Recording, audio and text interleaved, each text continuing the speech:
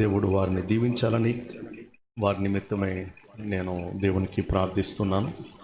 అలాగే తమ్ముడు ఐజక్ మరి కీబోర్డ్ వాయిస్తున్నాడు, నాకు అత్యంత ప్రియమైన తమ్ముడు. వారు కూడా ఇక్కడ ఉండడాన్ని బట్టి నేను దేవుణ్ణి మహింపరుస్తున్నాను. అలాగే షారోన్ సౌండ్స్ మరి తమ్ముడు రవి, వారు కూడా ఈ పరిచర్యలో భాగాన్ని పంచుకున్నందుకు నేను దేవుణ్ణి మహింపరుస్తూ ఉన్నాను. కొన్ని పాటలు మీకు తెలిసిన పాటలు ఈ పాటల పుస్తకంలో ఉన్నాయి. దాదాపు 200 పాటలు ఉన్నాయి ఈ పాటల పుస్తకంలో. కనుక వెళ్ళిచ్చి దీన్ని సొంతం చేసుకోవాలని నేను మనవి చేస్తూ ఉన్నాను. ఆనందమే ఆనందమే ఆశ్చర్యమే అతిశయమే అన్నటువంటి పాట నేను పాడుతున్నాను. 169వ పాట.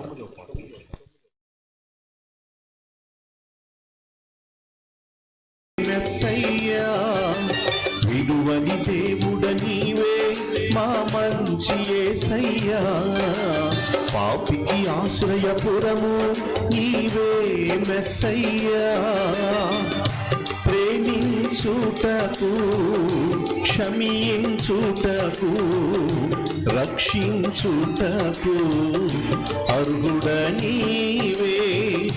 ప్రేమించుటకు క్షమించుటకు రక్షించుటకు అర్హుడ నీవే యేసయ్యా. యేసయ్యా యేసయ్యా యేసయ్యా, విడువని దేవుడ నీవే, మా మంచి యేసయ్యా, పాపికి ఆశ్రయపురము నీవే మెస్సయ్యా.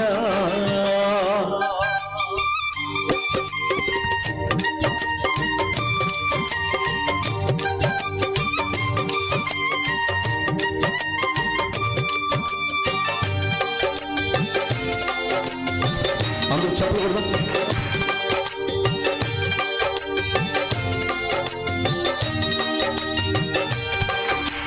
నలుబది సంవత్సరములు మా పితరుల నడిపిన దేవా, అరణ్య మార్గమైన అన్నీ నీవైనావు.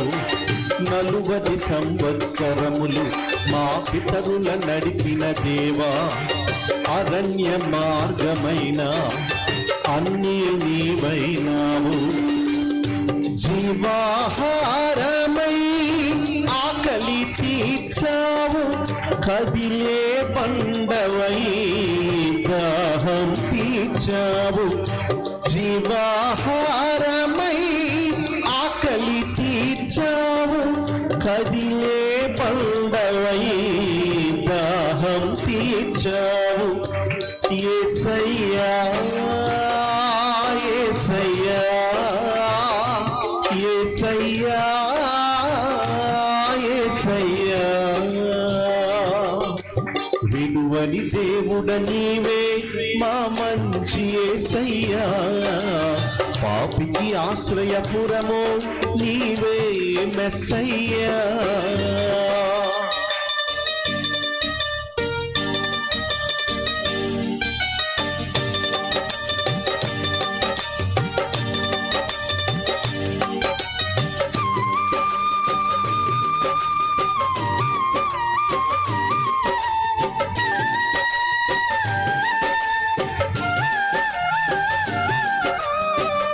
చెప్పకూడదు గట్టిగా. ఇత్తడి సర్పములే పైకెత్తబడినావు, నిన్ను చూచిన వారు ఆనాడు ప్రతికారు. పర్వం.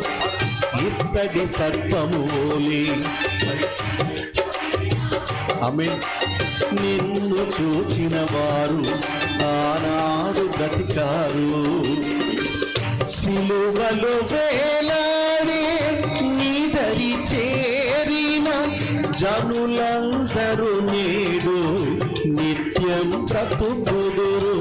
సిలువలో వేలాడే నీదరి చేరిన జనులందరూ నేడు నిత్యం బ్రతుకుదురు. యేసయ్యా యేసయ్యా యేసయ్యా యేసయ్యా, విడువని దేవుడ నీవే మా మంచి యేసయ్యా, పాపికి ఆశ్రయపురము నీవే మెస్సయ్యా. పర్గం విడువని దేవుడ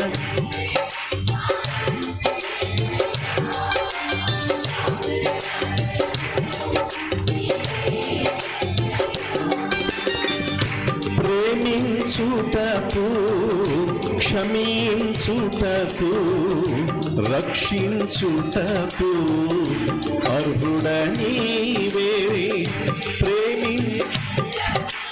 గట్టిగా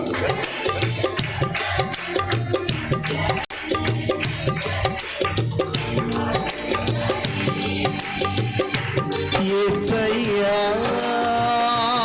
యేసయ్యా యేసయ్యా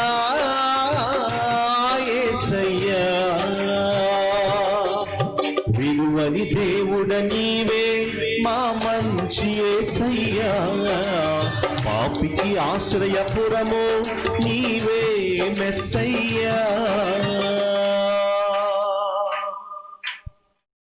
చప్పట్లు కొట్టి గట్టిగా ప్రభువుని కనపడతాం. వాడు లేనటువంటి వాడు. ఇప్పుడు నేను నా కొడుకుని పరిచయం చేయాల్సి వస్తే ఒక్కడే ఒక కొడుకు అని చెప్తాను. నేను నాకు ఒక్కడే కొడుకు గనుక వాడిని ఒక్కడనే చెప్తాను, ఒకే ఒక్కడు. సో యేసుక్రీస్తు ప్రభు వారి గురించి యోహాను గారు తెలియజేస్తున్న మాట ఏమిటంటే ఆయన అద్వితీయుడైన దేవుని కుమారుడు, దేవునికి ఉన్న ఏకైక కుమారుడు, ద్వితీయత లేనిటువంటి వాడు. అది అద్వితీయుడంటే.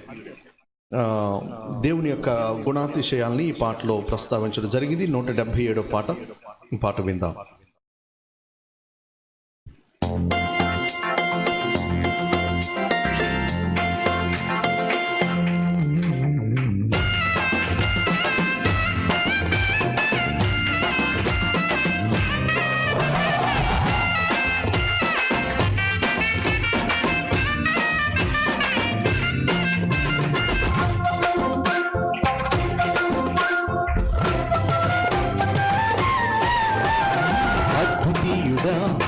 ఆదిదేవుడా ఆత్మతో సత్యముతో ఆరాధింతును, అన్ని వేళలా ఆరాధనకు అర్హుడవు యోగ్యుడవు నీవే యేసయ్యా.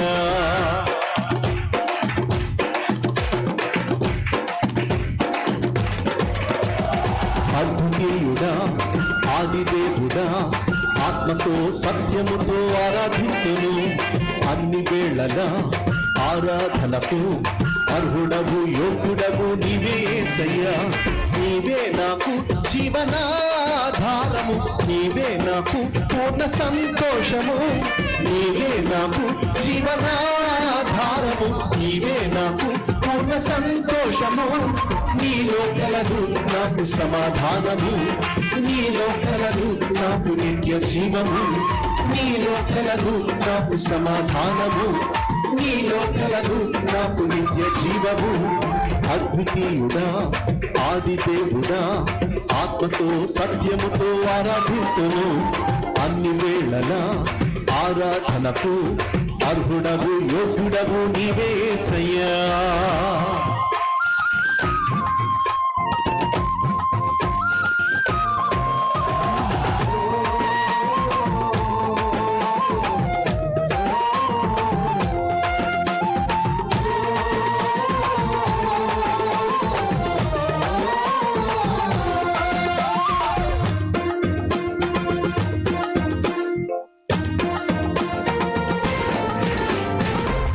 మాటతో గాలి తుఫానును కప్పించావు, నెమ్మలింపచేశావు.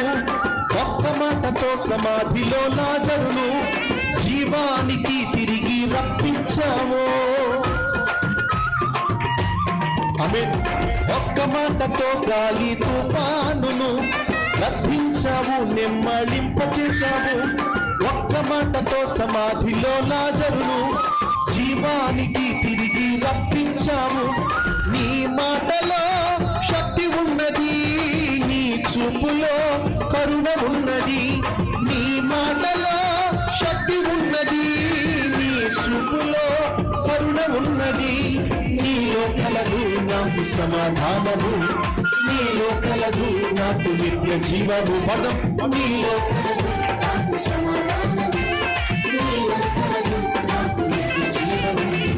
అద్వితీయుడా ఆదిదేవుడా ఆత్మతో సత్యముతో ఆరాధింతును. అన్ని వేళలా ఆరాధనకు అర్హుడము యోగ్యుడము నీవే యేసయ్యా.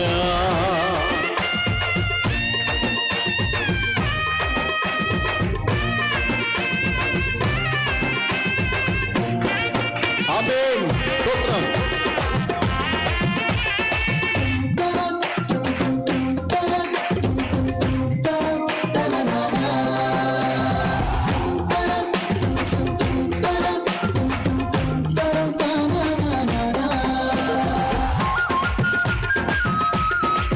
అందరూ చెప్పండి. నీ అంతటా నీవే ప్రేమించావు, నా చింతను నీవు తొలగించావు. నన్నింతలా ఎవరు ప్రేమించరు, కొండంతలా నన్ను ఆదరించావు. నీ అంతటా నీవే ప్రేమించావు, నా చింతను నీవు తొలగించావు. నన్నింతలా ఎవరు ప్రేమించరు, కొండంతలా నన్ను ఆదరించావు. దుర్గంధము నా బ్రతుకు పరిమళ భరితం, నీతో స్నేహం. దుర్గంధము నా బ్రతుకు పరిమళ భరితం, నీతో స్నేహం. నీలో కలదు నాకు సమాధానము, నీలో కలదు నాకు నిత్య జీవము. పదం నీలో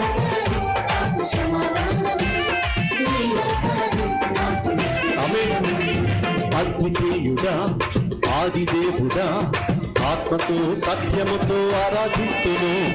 అన్ని వేళలా ఆరాధనకు అర్హుడవు యోగ్యుడవు నీవే యేసయ్యా. అద్వితీయుడా ఆదిదేవుడా ఆత్మతో సత్యముతో ఆరాధింతును. అన్ని వేళలా ఆరాధనకు అర్హుడవు యోగ్యుడవు నీవే యేసయ్యా. నీవే నాకు జీవనాధారము, నీవే నాకు పూర్ణ సంతోషము. పర్వం నీవే నాకు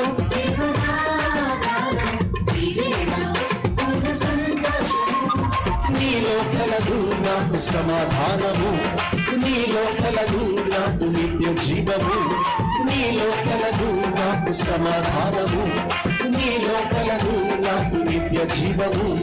నీలో కలదు నాకు సమాధానము, నీలో కలదు నాకు నిత్య జీవము. హల్లెలూయా. చప్పట్లు కొట్టి ప్రభువుని కనపడదాం. పాటల పుస్తకం నుంచి ఐజక్ పాట విందాం. G minor. ఊహకు అందని ప్రేమ నా యేసు ప్రేమ.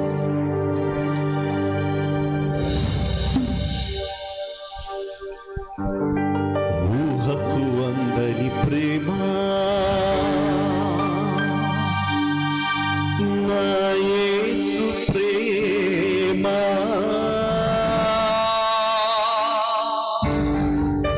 వెలకు అందని ప్రేమ నా యేసు ప్రేమ.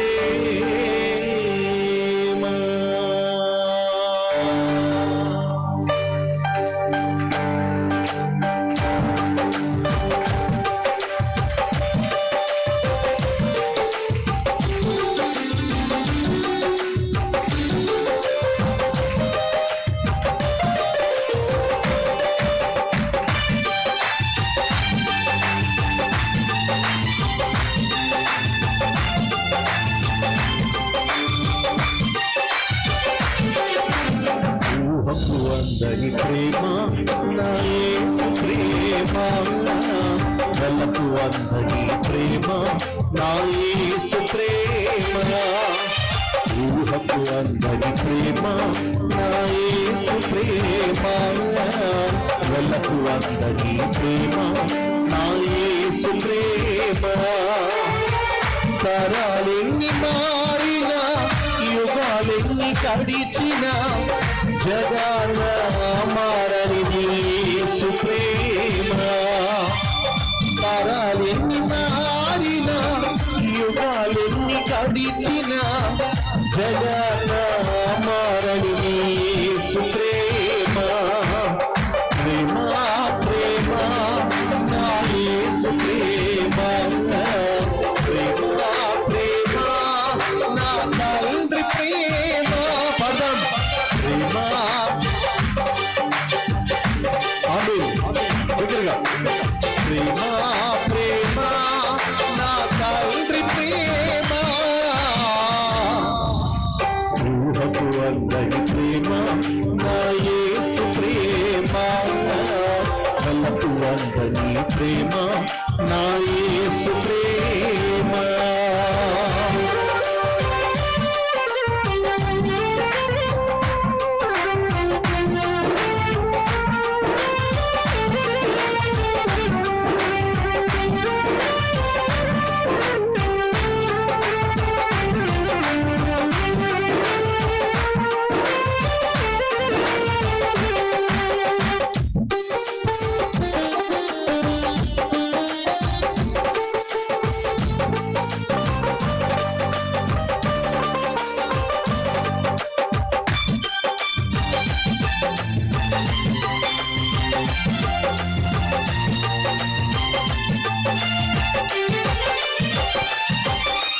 మనిషిని మనిషి ప్రేమించుటకు స్వార్థం మూల కారణం దేవా నీవు ప్రేమించుటకు నీ కృపే కారణం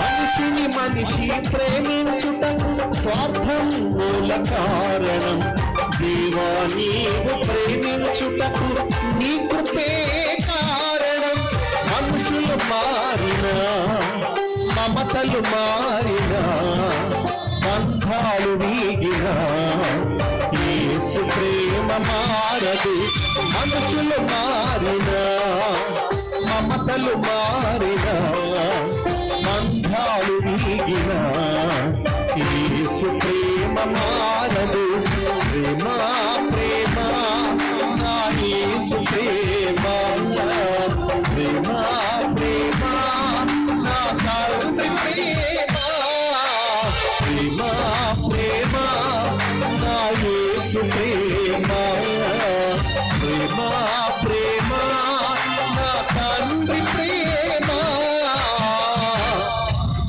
ఊహకు అందరి ప్రేమ నా యేసు ప్రేమ కళ్ళకు అందరి ప్రేమ నా యేసు ప్రేమ ఊహకు అందరి ప్రేమ నా యేసు ప్రేమ కళ్ళకు అందరి ప్రేమ నా యేసు ప్రేమ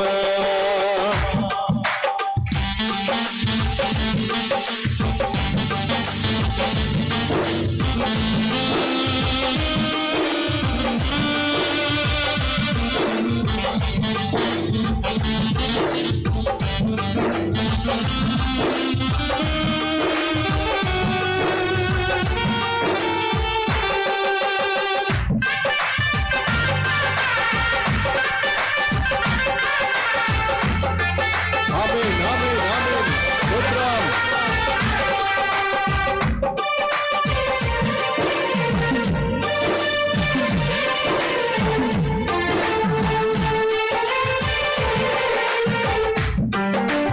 జీవితమంతా పోరాటం ఏదో తెలియని ఆఘాతం నిత్యం ప్రేమకు వెతకటం దొరకకపోతే సంకటం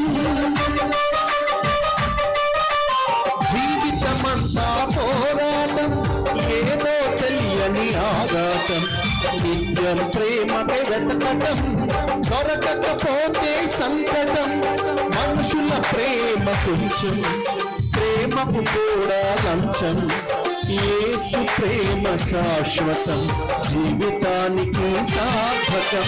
మనుషుల ప్రేమ కొంచెం, ప్రేమకు కూడా లంచం.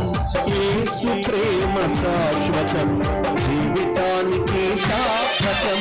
ప్రేమ ప్రేమ నా యేసు ప్రేమ, ప్రేమ ప్రేమ నా తండ్రి ప్రేమ. పదం ప్రేమ ప్రేమ నా యేసు ప్రేమ, ప్రేమ ప్రేమ నా తండ్రి ప్రేమ. ఊహకు అందరి ప్రేమ నా యేసు ప్రేమ, వలకు అందరి ప్రేమ నా యేసు ప్రేమ. చెప్పండి, ఊహకు అందరి గట్టిగా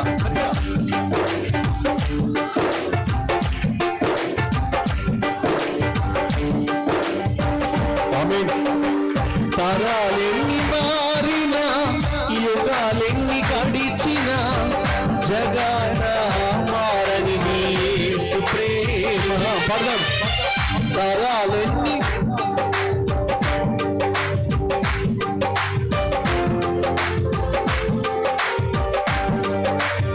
అందరూ బిగ్గరగా ప్రేమ ప్రేమ నా యేసు ప్రేమ, ప్రేమ ప్రేమ నా తండ్రి ప్రేమ. పదం ప్రేమ.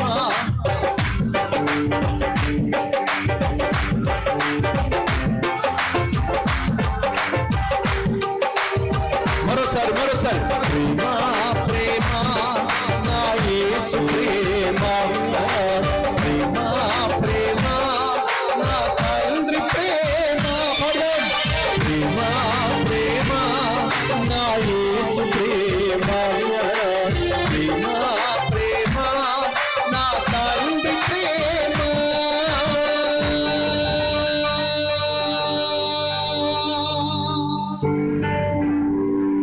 గట్టిగా చప్పలు కొట్టి ప్రభుని కనపడతాం. ఏ యోగ్యత అర్హత లేనటువంటి వాళ్ళం నీ ఉచితమైన కృపను బట్టి నీ బిడ్డలుగా మీరు మమ్మల్ని మార్చుకున్నందుకు నీకు స్తోత్రాలు. నీ సన్నిధిని బట్టి మీకు వందనాలు, ఈ మందిరాన్ని బట్టి మీకు స్తోత్రాలు ప్రభువా. నీకు వందనాలు ప్రభువా. మాకు ఇచ్చిన సంఘ కాపరిని బట్టి మీకు వందనాలు, కాపరి కుటుంబాన్ని బట్టి మీకు వందనాలు. మీరిచ్చిన ఈ యొక్క అనుకూలతను బట్టి మీకు వందనాలు. మా హృదయాన్ని పానార్పణంగా మీ సన్నిధిలో పోసుకుంటున్నాం ప్రభువా. ఎంత పాడినా ఎంత పొగడినా నాయనా మీ ప్రేమను గురించి మేము వర్ణించలేం ప్రభువా. మీ దయారసం గురించి నాయనా మేము వివరించలేం ప్రభువా. మీరంతైనా నమ్మదగిన దేవుడు స్వామి. మీ కృపగల హస్తాలకు మరొకసారి మమ్మల్ని అందరినీ అప్పగించుకుంటున్నాం. మీరే మహిమ ఘనత ప్రభావాలు పొందుకోమని యేసు పరిశుద్ధ నామమున ప్రార్థించి అడిగి వేడుకుంటున్నాం ప్రియ పరలోకపు తండ్రి. ఆమేన్ ఆమేన్. యేసయ్యా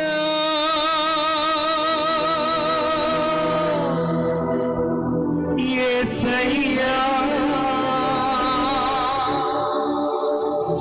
నీవుంటే సాధయ్యా. అందరూ ఒకే స్వరంతో పాడదాం ఒకసారి. యేసయ్యా యేసయ్యా నీవుంటే సాధయ్యా. యేసయ్యా యేసయ్యా నీవుంటే సాధయ్యా.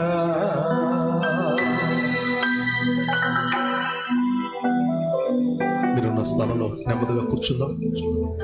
ఎవరు మట్టుకాను. హల్లెలూయా. స్తోత్రం స్తోత్రం ప్రభువా. హల్లెలూయా.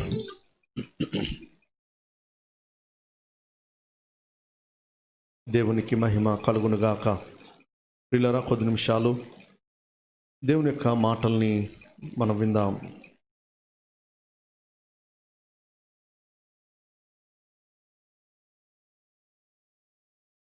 కొరింథీయులకు రాసిన మొదటి పత్రిక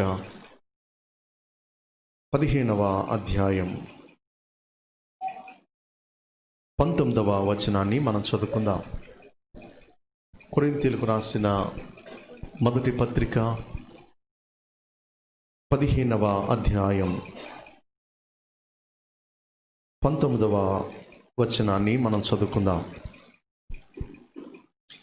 ఈ జీవిత కాలం మట్టుకే మనము క్రీస్తునందు నిరీక్షించు వారమైన ఎడల మనుషులందరికంటే దౌర్భాగ్యులమై ఉందుము.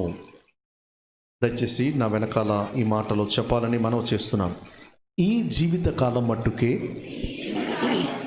అందరూ చెప్దామండి, బయట ఉన్నవాళ్ళు లోపల ఉన్నవాళ్ళు అందరూ చెప్దాం. ఈ జీవిత కాలం మట్టుకే మనము క్రీస్తునందు నిరీక్షించు వారమైన ఎడల మనుషులందరికంటే దౌర్భాగ్యులమై ఉందుము. దేవుడు చదివిన ఈ లేఖన భాగాన్ని మన కోసం దీవించునుగాక. ఆమేన్. యేసుక్రీస్తు ప్రభువారు ఆయన యొక్క జీవిత విధానాన్ని చాలా చక్కగా పౌలు గారు వివరిస్తూ వచ్చారు. ప్రత్యేకించి పౌలు గారు కొరింథీయులకు ఈ ఉత్తరం రాయడంలో ఉన్నటువంటి ప్రాముఖ్యమైన ఉద్దేశం ఏమిటి అని అంటే, కొరింథీ సంఘములో చాలా భిన్నమైన బోధలు ఉన్నాయి. కొరింథీ సంఘములో చాలా విభేదాలు ఉన్నాయి. ఎప్పుడో 2000 సంవత్సరాల క్రితం రాసినటువంటి ఉత్తరం ఈ రోజున మనం ఎందుకు చదువుకోవాలి అని అంటే, ఆ దినాల్లో ఏదైతే సమస్యలు సంఘాల్లో ఉన్నాయో నేటికి ఆధునిక క్రైస్తవ సంఘంలో కూడా అలాంటి సమస్యలు ఉన్నాయి కనుక వారికి వాక్యానుసారమైనటువంటి సమాధానం ఏదైతే పౌలు గారు రాసి ఉంచారో నేటికి కూడా పరిశుద్ధాత్ముని యొక్క సహాయం వల్ల ఆ సమస్యలకి ఇప్పటికీ మనకు సమాధానం దొరుకుతుంది. కనుకనే పరిశుద్ధాత్మ దేవుడు 66 పుస్తకాల్లో ఈ కొరింథీయులకు రాసిన ఈ ఉత్తరాన్ని కూడా ఉంచారు అన్న విషయాన్ని మనం జ్ఞాపకం చేసుకోవాలి. ఈ మాట రాయడానికి ఉన్నటువంటి ప్రాముఖ్యమైన ఉద్దేశం నేను త్వరగా చెప్తాను అనుకున్న సమయంలో, ఆ పై వచనాలు గనక మనం చదివినట్లయితే సద్దూకయ్యులు అనేటువంటి వారు ఆ దినాన కొరింథీ సంఘంలో ఆ సమాజంలో ఉన్నారు. వారి యొక్క ఆలోచన, వారి యొక్క ఉద్దేశం ఏమిటి అంటే, మరణించిన తర్వాత ఇంకా మరలా జీవితం లేదు, మరణంతోటే మనిషి యొక్క జీవితం అంతం. లేదా వారి యొక్క ఉద్దేశంలో పునరుద్ధానాన్ని నమ్మనటువంటి ప్రజలు, పునరుద్ధానాన్ని నమ్మనటువంటి ప్రజలు, ఆ కోవకు చెందిన వాళ్ళు చెప్తున్నటువంటి మాటలు ఈ యొక్క అధ్యాయంలో మనం చూడగలుగుతాం.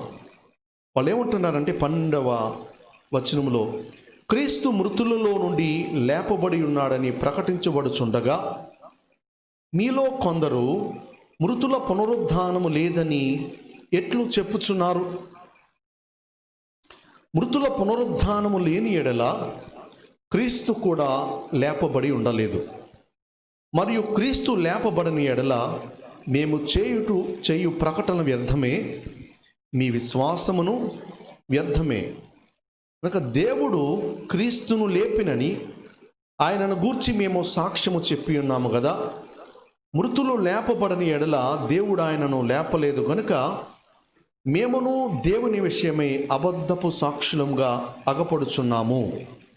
ప్రియులారా, వారి యొక్క వాదన ఏమిటంటే, యేసుక్రీస్తు ప్రభువారు తిరిగి లేపబడలేదు, పునరుద్ధానము, మృతుల పునరుద్ధానము లేదు అని మీ సంఘములో ఒక బోధ ఉంది కనుక ఆ బోధ సరైనది కాదు. ఒకవేళ మృతుల పునరుద్ధానము లేని ఎడల ఆ పక్షమున క్రీస్తు కూడా లేపబడి ఉండలేదు. క్రీస్తు లేపబడి ఉండని ఎడల మేము ప్రకటించేటువంటి సువార్త వ్యర్థమే, మీరు కలిగి ఉన్న విశ్వాసము వ్యర్థమే. మన భారతదేశంలో మనం చూసినట్లయితే భారతదేశం నమ్మేటువంటి సిద్ధాంతం ఏమిటనంటే పునర్జన్మను నమ్మేటువంటి దేశం మన దేశం. పునర్జన్మ అనగా మనము ప్రతిదినము వినేటువంటి మాటలు.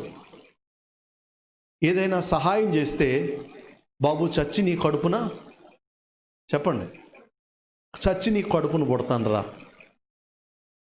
విన్నారా ఎప్పుడైనా ఇలాంటి మాటలు? చచ్చి నా కడుపును పుట్టడం ఏంటి? ఇంకా కొన్ని మాటలు కనుక మనం ఆలోచన చేస్తే, వాళ్ళు పునర్జన్మకు సంబంధించినటువంటి మాటలు. వాళ్ళు ఏమంటారనంటే, భర్త భార్యతో చెప్తుంటాడు, 7 జన్మలకు నీవేనా భార్యవి అంటాడు. ఎన్ని జన్మలకట? 7 జన్మలకు. అసలు మరలా లైఫ్లో ఛాన్స్ వస్తే దాని ముఖం కూడా చూడ్డో, కానీ చెప్పడానికైతే ఏం చెప్తాడు? 7 జన్మలు. అబ్బో! అందుకనే మన దేశంలో ఉన్న కవులు కూడా రాసినటువంటి పాటలు విధానం కూడా అలాగుంటుంది. ఎన్నెన్నో జన్మల బంధం. అన్ని జన్మలు లేవు. దేవుని యొక్క వాక్యం చెప్పింది ఏమిటంటే, మనుషులు ఒక్కసారే మృతి పొందవలనని దేవుడు నియమించాను. That's it. ఇంక అదే పనిగా పుడతా ఉంటే, ఇంకా పుట్టినోడే పుడతా. మన దేశం నమ్మేది పునర్జన్మ. ఎక్కడో పలానా ఊర్లో ఆ పలానా పిల్లాడు వాళ్ళ బామ్మలాగా మాట్లాడుతున్నాడు, ఎక్కడో పలానా ఊర్లో ఒక పిల్లాడు వాళ్ళ తాతయ్యలాగా మాట్లాడుతున్నాడు అని మాట్లాడుతుంటారు. కొన్నిసార్లు మనుషులు చూసినప్పుడు, మా అమ్మాయి మళ్ళా పుట్టింది అంటాడు. కూతుర్ని చూసి ఏమంటాడు? మా అమ్మే మళ్ళా పుట్టింది, మా నాన్నే మళ్ళా పుట్టాడు వీడికిలాగా. వాడు ఏం చేసినా వాడిని ఏమండవు. ఎందుకంటే మా నాన్న పేరుని పెట్టాను కనుక ఆయన కొట్టను, మా నాన్న పేరు పెట్టాను కనుక వాడిని తిట్టను. వాడు ఏం చేసినా కానీ నేనేమి అన్నాం. వాడి చివరికి పెద్ద గజ్జిదొంగై కూర్చుంటాడు. కనుక మన దేశం నమ్మేది పునర్జన్మలు నమ్మేటువంటి సిద్ధాంతం కలిగింది.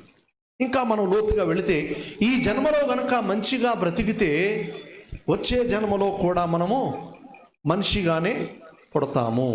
ఒకవేళ ఈ జన్మలో గనక సరైన రీతిలో మనము జన్మించకపోతే, వెధవది వచ్చే జన్మలో మనము కుక్కగానో, పిల్లిగానో, కాకిగానో, నక్కగానో పుడతాము అన్నది మన దేశం నమ్మేటువంటి సిద్ధాంతం. కనుక పునర్జన్మ, మళ్ళా పుడతాం. అందుకనే దేవదాసు మళ్ళా పుట్టాడు అన్నటువంటి సినిమా వచ్చింది. ఆడు మొదటిసారి పుట్టే తాగి చచ్చాడు, రెండోసారి పుట్టి సుఖం ఏంటి? కనుక పునర్జన్మల్ని నమ్మేటువంటి దేశం మన దేశం. కానీ ప్రపంచం మొత్తం మీద పునరుద్ధానాన్ని తెలియజేసేటువంటి ఏకైక గ్రంథం బైబిల్ గ్రంథం. చప్పట్లు కొట్టి ప్రభువుని కనపడతాం. యేసుక్రీస్తు ప్రభు వారు చెప్పిన మాట, పునరుద్ధానమును జీవమును నేనే. పునరుద్ధానమును జీవమును నేనే. పునర్జన్మల గురించి కాదు బైబిల్ మాట్లాడేది, పునరుద్ధానం గురించి మాట్లాడేది బైబిల్ గ్రంథం. ఎందుకంటే మృతులలో నుండి యేసుక్రీస్తు ప్రభువారు ప్రథమ ఫలముగా ఆయన లేచి ఉన్నాడు. దేవునికి మహిమ కలుగును గాక. హల్లెలూయా, హల్లెలూయా. ప్రియులారా, 21వ వచనాన్ని గనక మనం చదివితే, లేదా 20వ వచనం మనం చదివితే, ఇప్పుడైతే నిద్రించిన వారిలో ప్రథమ ఫలముగా క్రీస్తు మృతులలో నుండి లేపబడి ఉన్నాడు. We're serving a living God. మనము సజీవుడైన దేవుణ్ణి ఆరాధిస్తూ ఉన్నాం. దేవునికి మహిమ. హల్లెలూయా, హల్లెలూయా. సజీవుడైన వారిని మీరు మృతుల్లో ఎలా వెతుకుచున్నారు? సజీవుడైనటువంటి దేవుణ్ణి మనం వెంబడిస్తున్నాం. ఆయన మృతుల్లో లేడు, ఆయన సమాధి ఖాళీగా ఉంది. దేవునికి స్తోత్రం కలుగును గాక. ప్రపంచం మొత్తం మీద మనం చూసినట్లయితే, నేను ఢిల్లీ వెళ్ళాను. అక్కడ మహాత్మా గాంధీ సమాధి చూశాను, ఇందిరాగాంధీ సమాధి చూశాను, రాజీవ్ గాంధీ సమాధిని చూశాను, నెహ్రూ గారి సమాధి చూశాను. ఇడుపులపాయ వెళ్ళాను, పులివెందుల దగ్గర ఇడుపులపాయ వెళ్ళాను. అక్కడ ఎవరున్నారని అంటే, ఎవరున్నారు? రాజశేఖర రెడ్డి గారు లేరు, ఆయన సమాధి ఉంది. రాజశేఖర రెడ్డి గారి సమాధి చూశాను. ప్రియులరా, నేను ఎందుకు ఈ మాటలు చెప్తున్నానంటే, ఎవరి కెపాసిటీని బట్టి, ఎవరి తాహతును బట్టి ఎకరాల్లో సమాధులు కట్టించుకున్నారు. నేను యెరూషలేం వెళ్ళాను. యెరూషలేంలో యేసయ్య దేహాన్ని ఉంచినటువంటి సమాధిలో అయోగ్యుడైన నేను అడుగు పెట్టడానికి ప్రభు సహాయం చేశారు.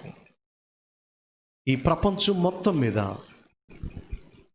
తెరవబడిన ఏకైక సమాధి యేసుక్రీస్తు వారి యొక్క సమాధి. చప్పలు కొట్టి ప్రభువుని కనపడతాం. It's open we can get into it. మనము దాని లోపలకు ప్రవేశించవచ్చు. కానీ ఇప్పుడు దాకా మనం చెప్పుకున్న లిస్టులో ఎకరాల్లో ఉన్న సమాధులన్నీ కూడా ఏమై ఉన్నాయి? మూత వేయబడి ఉన్నాయి.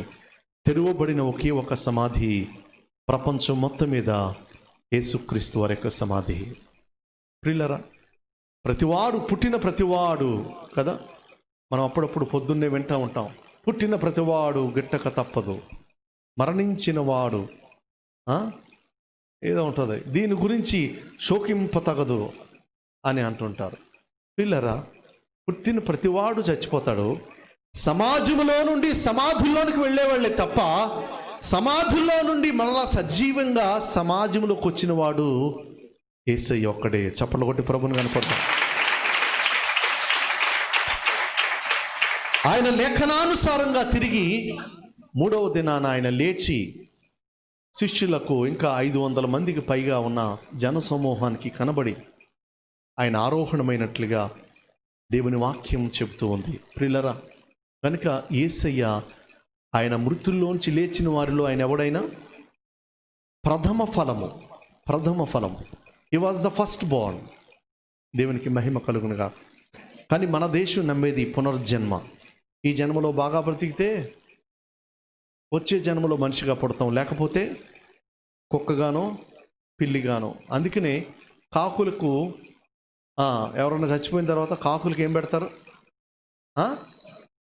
అన్నం పెడతారు. ఎందుకు వచ్చింది మనకి కదా. వాళ్ళు ఏంటంటే పితరులు అట్ట. వాళ్ళు ఎవరన్నా పితరులు. ఒకడికి కోతి పితరుడు, ఒకడికి కాకి పితరుడు. అర్థమవుతుందా? కానీ మనమైతే పునరుద్ధానాన్ని గురించిన సత్యాన్ని తెలుసుకుంటున్నాం. పునరుద్ధానాన్ని గురించి తెలియజేసేటువంటి ఏకైక గ్రంథం బైబిల్ గ్రంథం. పునరుద్ధానుడైనటువంటి ప్రప్రథమైనటువంటి ఫలమైనటువంటి వాడు యేసుక్రీస్తు ప్రభువారు. అందుకనే ఆ యేసునందు మృతులైన వారు మరలా తిరిగి లేస్తారు. ఈ గొప్ప నిరీక్షణ యేసుక్రీస్తునందు ఉంది. కనుక ప్రియులారా, మనము సజీవమైనటువంటి మార్గములో మనం ప్రయాణం చేస్తూ ఉన్నాం. తిరిగి మరలా మన ప్రియుల్ని కలుసుకుంటాం. తిరిగి మనం కోల్పోయిన మన ప్రియుల్ని కలుసుకుంటాం అన్నటువంటి గొప్ప నిరీక్షణ. కనుక ప్రియులారా, మనం చూసినట్లయితే ఈ జీవిత కాలం మట్టుకే అని పౌలు గారు మాట్లాడుతున్నాడంటే అర్థం ఏంటన్నమాట, ఈ జీవితం కాకుండా వేరే జీవితం ఉంది అని అర్థం. అర్థమవుతుందా? ఈ జీవిత కాలం మట్టుకే కాదు. కోటం ఈ రోజుకు మాత్రమే కాదు అంటే అర్థం ఏంటన్నమాట, రేపు కూడా ఉందని అర్థం. కోటంలో ఈ రోజుతో ఆఖరు అంటే ఇంకా రేపు కోటం లేదని కదా. ఈ జీవిత కాలం మట్టుకే కాదు అంటే అర్థం ఏంటన్నమాట, ఈ జీవితం తర్వాత రాబోయే జీవితం ఒకటి ఉంది అని అర్థం. ప్రియులారా, ఈ జీవితాన్ని గురించి భక్తుడైన మోషే గారు కీర్తనల గ్రంథం 90వ కీర్తనలో చెప్పిన మాట ఏమిటంటే, మా ఆయుష్ కాలము 70 సంవత్సరములు, అధిక బలమున్న ఎడల 80 సంవత్సరములగును, అయినను వాటి వైభవము ఆయాసమే దుఃఖమే. మనిషి యొక్క ఆయుష్ కాలం 70 సంవత్సరాలు మోషే గారి లెక్క ప్రకారం. అసలు దేవుడు మనిషిని చేసిన తర్వాత ఎక్కువ కాలం బ్రతికినటువంటి వ్యక్తి ఎవరు చెప్పండి ఎవరు? మెతూషల. ఎంతకాలం బ్రతికాడు ఆయన? 969 సంవత్సరాలు బ్రతికాడు. దేవునికి స్తోత్రం చెప్పండి. సో దేవుడు మొదట్లో మానవుని చేసినప్పుడు ఆది ఖండంలో మనిషి యొక్క లైఫ్ స్పాన్ ఎంత అంటే 969. అర్థమవుతుందా? సో అది ఇప్పుడు ఎంతవరకు వచ్చింది? మొదట ఉన్న 9 పోయింది, 969లో మొదటున్న 9 పోయి 69 సంవత్సరాలకు వచ్చింది, లేదా 70 సంవత్సరాలు. మనిషి యొక్క ఆయుష్కాలం ఎంత అంటున్నాడు? 70 సంవత్సరాలు. అధిక బలం ఉంటే 80 సంవత్సరాలు. ప్రియులరా, ఒక కాలం రాబోతుందట. ఆ కాలంలో ఏం జరగబోతుందని అంటే, ముసలివాళ్ళు అంటే ఎవరు అని అంటే, పుస్తకాల్లో చూడడమే తప్ప సమాజంలో ఎవరు కనబడరట ముసలివాళ్ళు. ఒక కాలం వస్తుందంట, ఆ దినాన మనుషులు మాట్లాడుకుంటారట, కొంతకాలం క్రితం అంటారే ముసలోళ్ళు ఉండేవారట.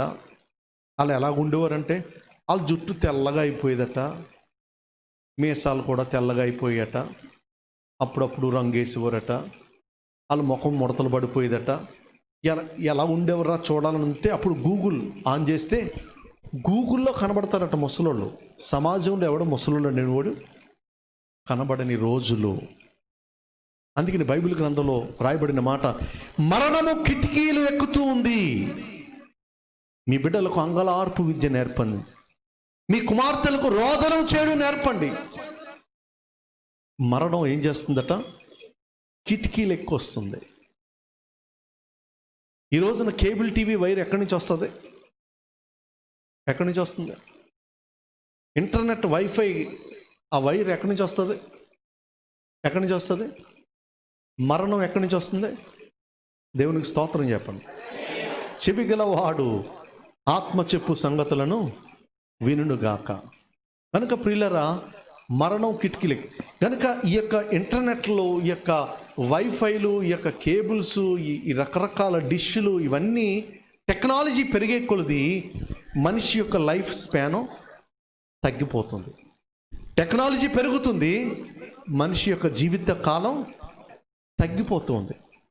ఇది వరకు రేషల్పేటలో 90 సంవత్సరాలు దాటిన వాళ్ళు బోల్డ్ మంది ఉండేవారు, 80 సంవత్సరాలు దాటిన వాళ్ళు చాలామంది ఉండేవారు. ఈ రోజున లెక్క పెడితే 80 సంవత్సరాలు దాటిన వాళ్ళు ఎంతమంది ఉన్నారు? ఒకవేళ మన మందిరంలో 80 సంవత్సరాల నుంచి 90 సంవత్సరాల వయసు వాళ్ళు ఎంతమంది ఉన్నారు? ఉన్నారా? ఎవరు లేరు. ఏమవుతుంది? ఒక కాలం వస్తుందట, మనిషి యొక్క ఆయుష్ కాలం 40 సంవత్సరాలకి పడిపోతుంది. 40 సంవత్సరాలకు పడిపోతుంది. అప్పుడు మనుషులు మాట్లాడుకుంటారట, బోయ్ మీ తాత 40 సంవత్సరాలు బతికాడురా అని మాట్లాడుకుంటారు. మీ తాత 40 సంవత్సరాలు బతికాడా? మా తాత 30 సంవత్సరాలకే చచ్చిపోయాడు. ఇలాంటి మాటలు వినబడతాయి. ఒక కాలం రాబోతుంది ప్రియులారా.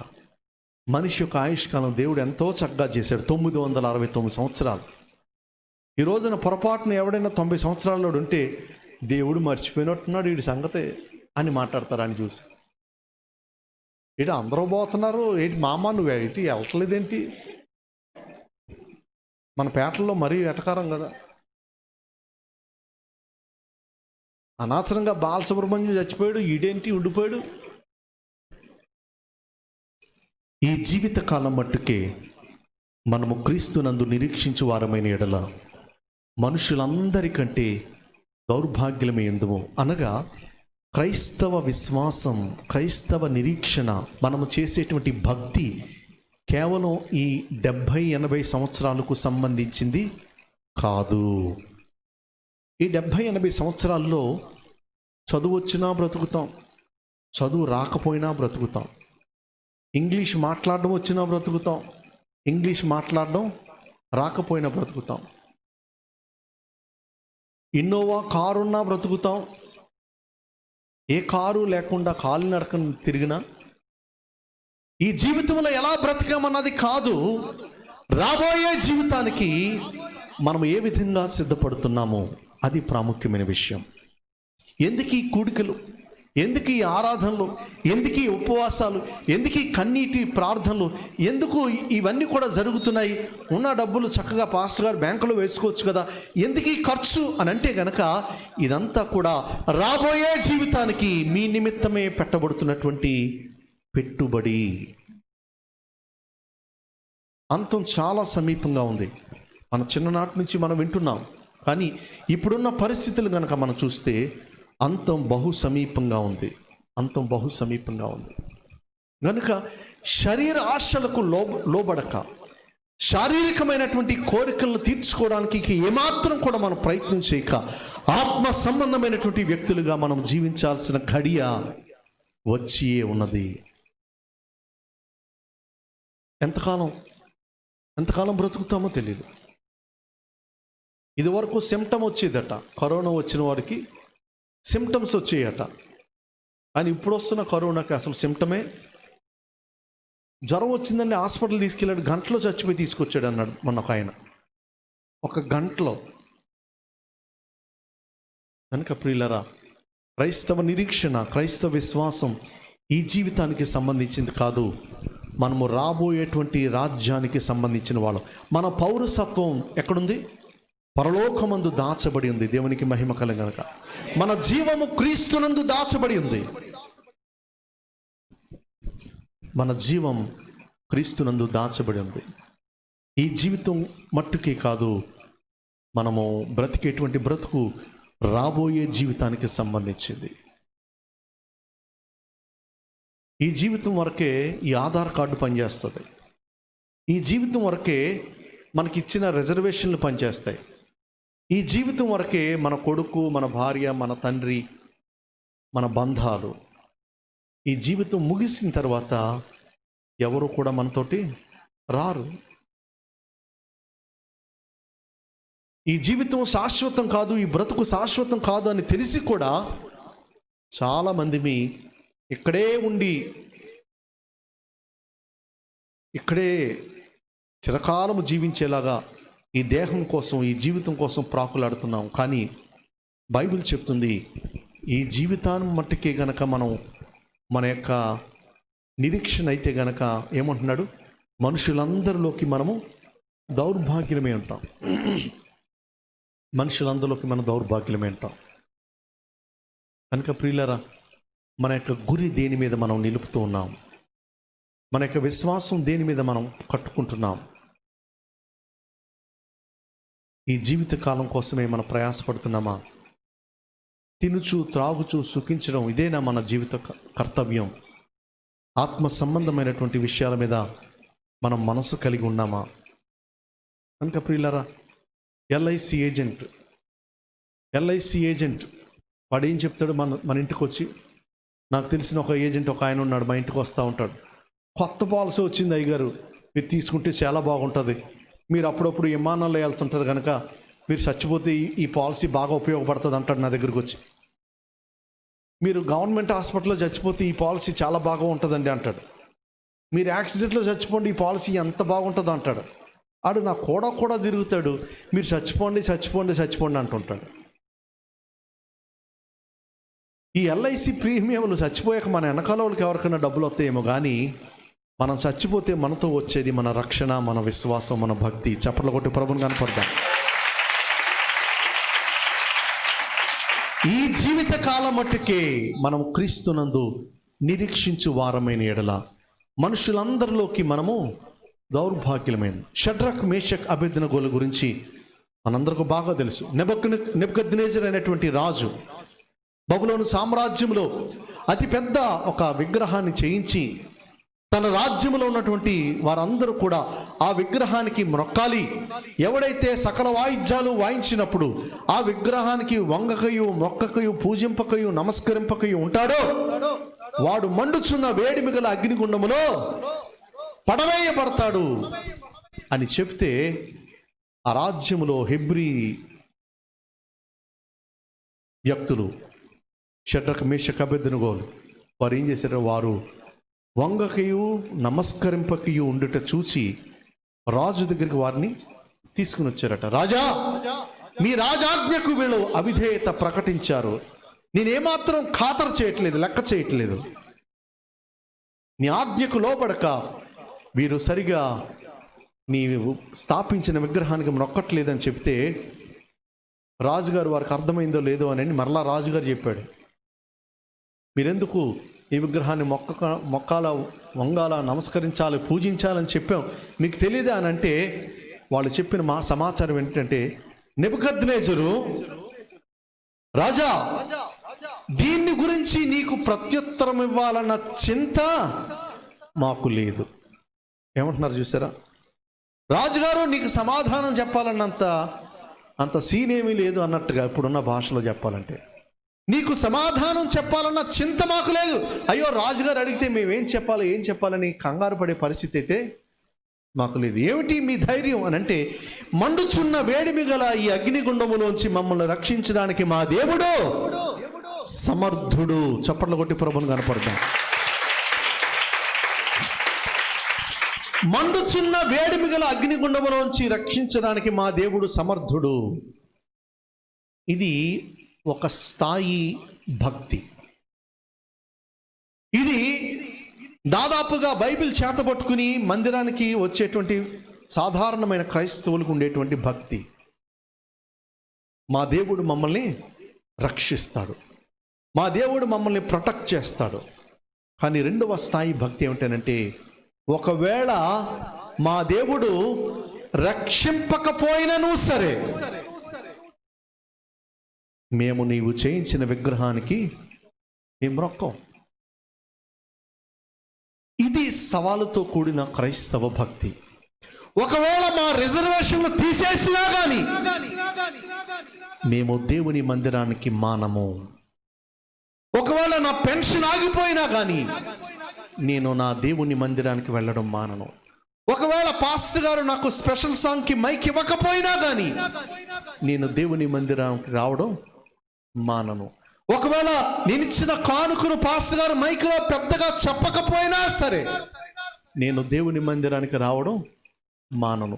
నాకు వచ్చేటువంటి ప్రయోజనాలు, మెటీరియల్ బెనిఫిట్స్ ఏవైనా ఆగిపోయినా కానీ నేను మాత్రం నా దేవుని మందిరంని మానను. నేను మాత్రం నా భక్తిని మానను. మండుచున్న వేడిమి గల అగ్నిగుండంలోంచి నా దేవుడు రక్షిస్తాడు నాకు తెలుసు. ఒకవేళ రక్షింపకపోయినా సరే, గవర్నమెంట్ నాకు ఇచ్చే బెనిఫిట్స్ ఆపేసినా సరే, నన్ను అందరూ తక్కువగా చూసినా సరే, నా కులంలో నన్ను వెలివేసినా సరే, నాకు రాబోయే ఉద్యోగం ఆగిపోయినా సరే, నాకు రావాల్సిన ప్రమోషన్ ఆగిపోయినా సరే, నాకు ఒకవేళ వివాహం జరగాల్సింది జరగకపోయినా సరే, నేను మాత్రం నీ విగ్రహం వైపు నేను చూడను. ఆఖరికి వారి తెగింపు ఏమిటంటే, నేను మరణించినా కానీ నీ విగ్రహానికి మేము మొక్కం. ఎవరికి చెప్తున్నారు ఈ సమాధానం? ఎవరికి చెప్తున్నారు? రాజుగారికి చెప్తున్నారు. రాజు తలుచుకుంటే కదా, మన ప్రాంతంలో సామెతలు బాగా వస్తాయి.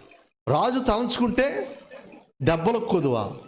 అలాంటిది రాజుగారి ఆజ్ఞకు వ్యతిరేకంగా మాట్లాడడం అని అంటే ప్రాణం పోయినంత పని.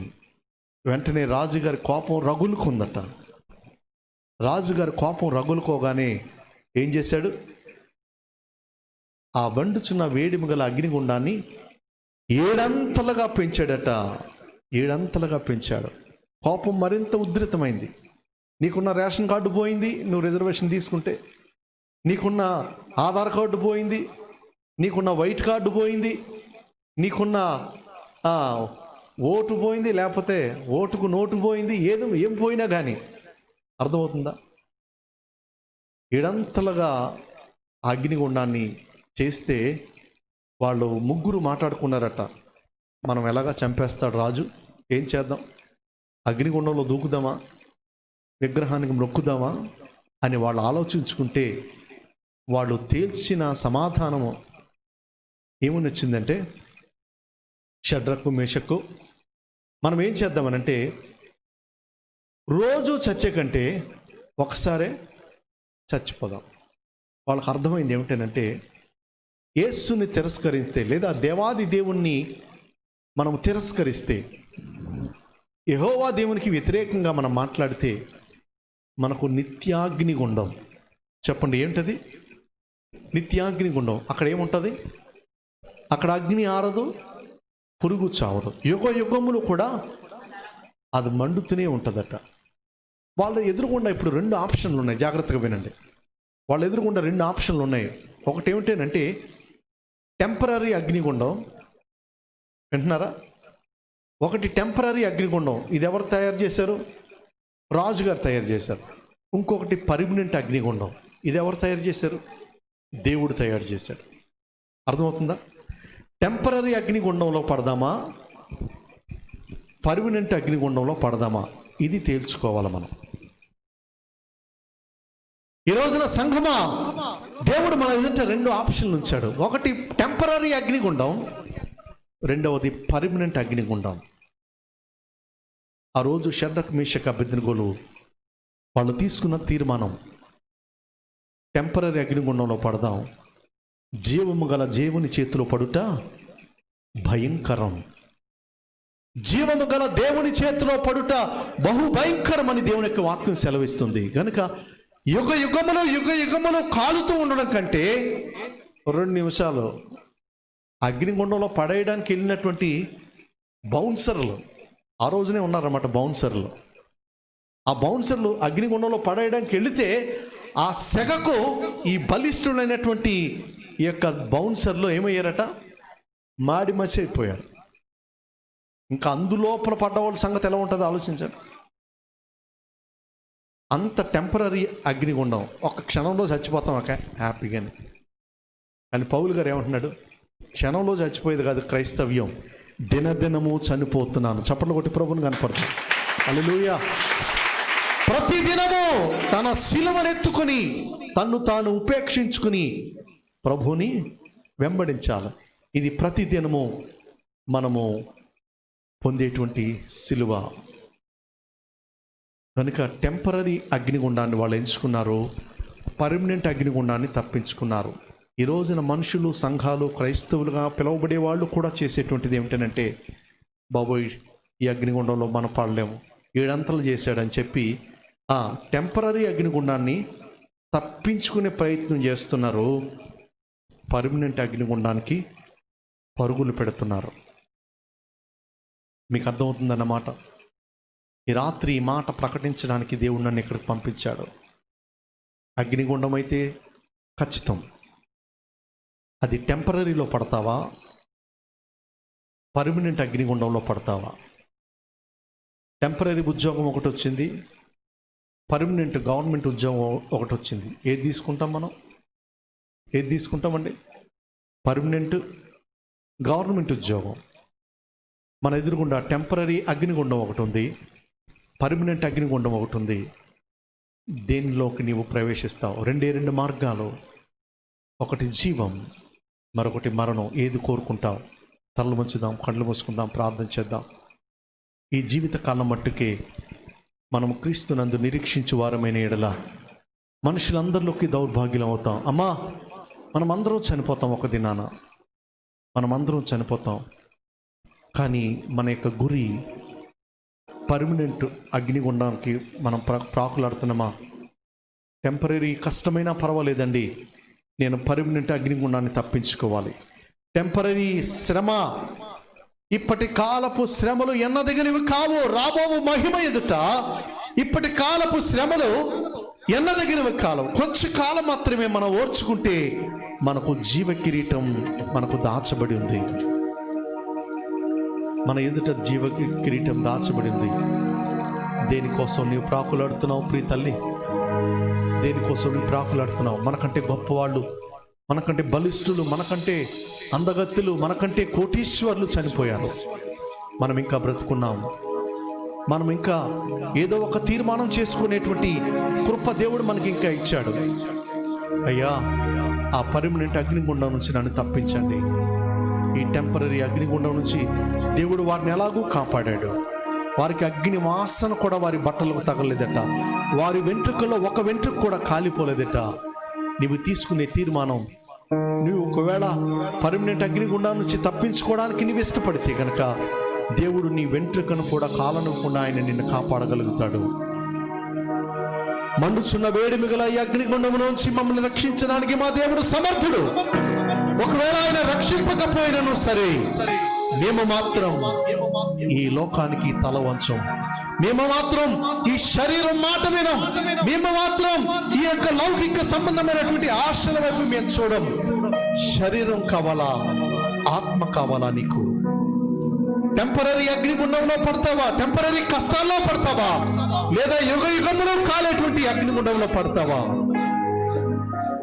తీర్మానం చేసుకో, తీర్మానం చేసుకో. పరిశుద్ధుడా, నాయనా నన్ను క్షమించండి ప్రభువా. ఇంతకాలం శరీరం కోసం ప్రాకులాడాను, నా సుఖం కోసం నేను ప్రాకులాడాను. తల్లిదండ్రి చూడకుండా, నాయనా మా పాస్టర్ గారికి తెలియకుండా, నా భార్య చూడకుండా, నా భర్త చూడకుండా నేను శరీరం కోసం ప్రాకులాడాను ప్రభా. అయ్యా, ఆత్మ సంబంధమైన వ్యక్తిగా నన్ను మార్చండి ప్రభా. నాయన ఈ టెంపరీ శ్రమలను నేను అనుభవించైనా సరే యుగ యుగములు వచ్చేటువంటి శ్రమ నుండి నేను తప్పించబడతాను.